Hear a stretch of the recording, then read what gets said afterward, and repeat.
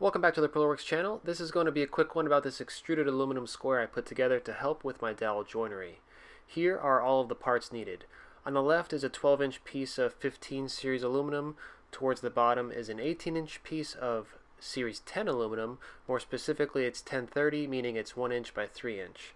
And here's a closer look at the fasteners. Towards the left is a complete anchor fastener assembly. It consists of 3 parts seen towards the middle of the picture: a screw, a T-nut, and a round anchor. Off to the right is a smaller 10 series T-nut I'll discuss a little later.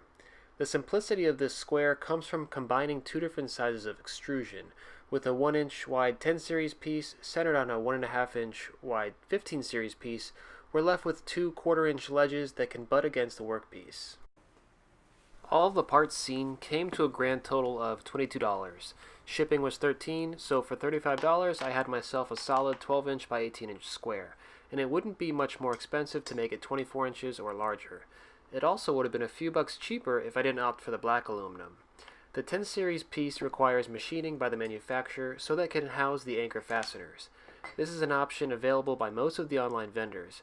Because I'm mixing 2 different series, I had to buy some extra parts. In this case, I swapped out the 10 series T-nuts for 15 series, otherwise the 2 pieces would not connect. The 2 pieces are simple to connect. Once I had the anchors in place and the T-nuts in the channel, I placed the square on a 1/4 inch piece of plywood to make sure the ledge on either side was even. Then I tightened each screw with an Allen wrench. And that's it.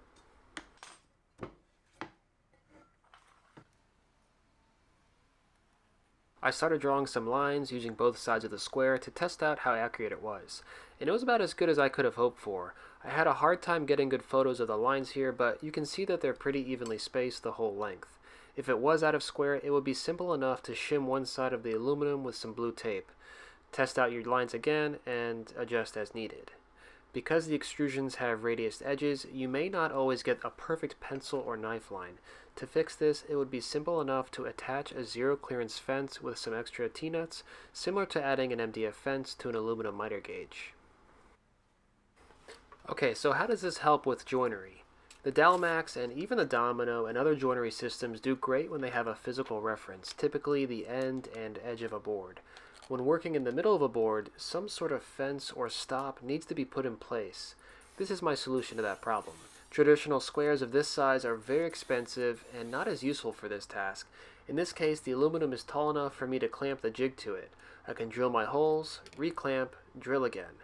It left me with great results that were very simple to repeat on all of these cabinet pieces I'm currently working on. In this case, the cabinets are 15.5 inches deep, which is why I chose an 18-inch long square. This can easily be adjusted to something shorter or longer if you just buy some extra pieces of aluminum.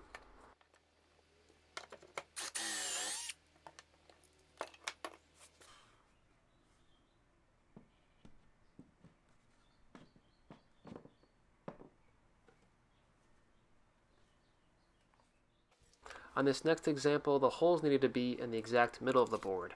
Instead of referencing from either end, I scribed a center point on the jig, which is not really visible in this shot, and then I slid the square in place until the lines met.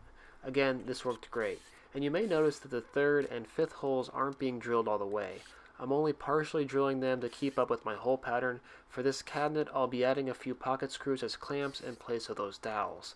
It'll make the glue up much simpler, and the screws should be mostly hidden in the end.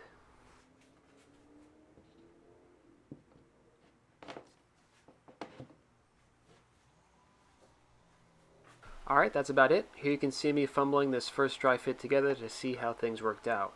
For the glue up, I'll definitely be using some clamping squares to keep the dividers more stable. I know this isn't some groundbreaking idea, but it popped into my head and seemed like it would be useful for some of you out there. It's a relatively cheap and DIY-ish project that can replicate an expensive piece of kit. Let me know what you guys think of it, what you would add or do differently. I'll have links in the description to exactly what I bought. They aren't affiliate links, I'm just sharing what I showed here. Anyway, thanks for watching.